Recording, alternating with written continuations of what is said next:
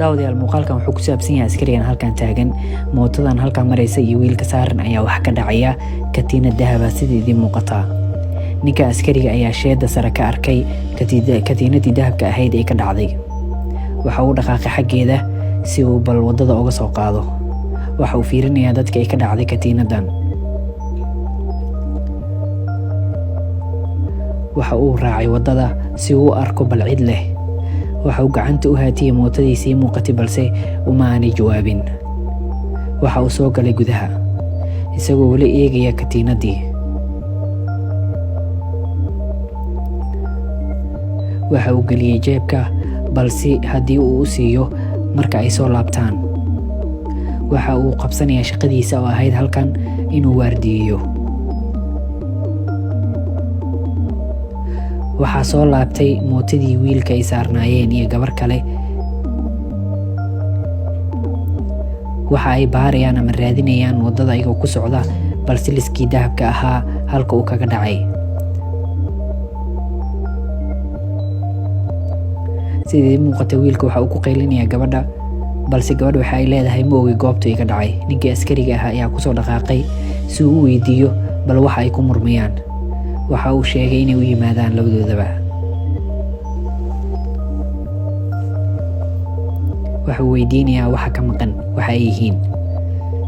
wiilka ayaa gabadha ku qaylinaya balse ninkii askariga ayaa u sheegay inaanu gabadha ku qaylinin balse u sheegaan waxa ka maqan waxa ay yihiin.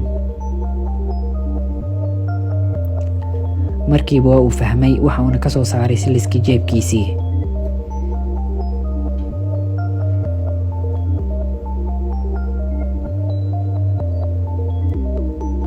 balse waxa weydiinaya wax aqoonsi ah haddii uu wato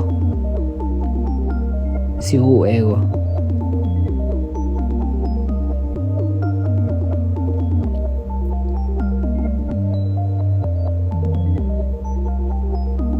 ninka askariga ahaa ayaa siliskii gacanta ku soo qabtay oo jeebkiisa ka soo bixiyey. gabadha waxa uu ku yidhi halkaaga iga joog waxyar ii sug. gabadhii farxad darteed waa ay kala badbadatay waxayna garan weysay waxa ay samayso. hadda waxa uu samaynayaa inuu ka qoro foom si hadhowda haddii ay jirto cid kaloo lahaataahi ee u timaado waxa uuna ka qorayaa sharciga iyo magacyaashooda.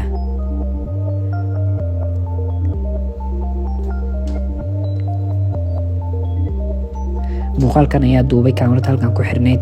askarigana waxaa lagu tilmaamay inuu ahaa askari daacad u ah dadkiisa inkastoo shaqadiisa aanay ahayn inuu waardiyeeyo wadada.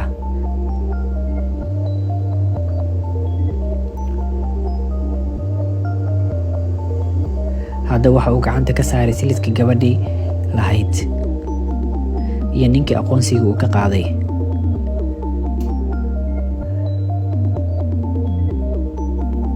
waa ay u mahad celiyeen isna waxa uu ku laabtay shaqadiisii.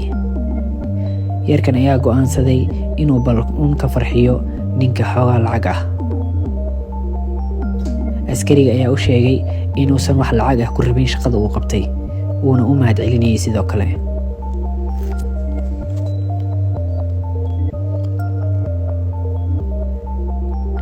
waxa uu laabtay iradiisii waxa uuna ku laabtay shaqadiisii.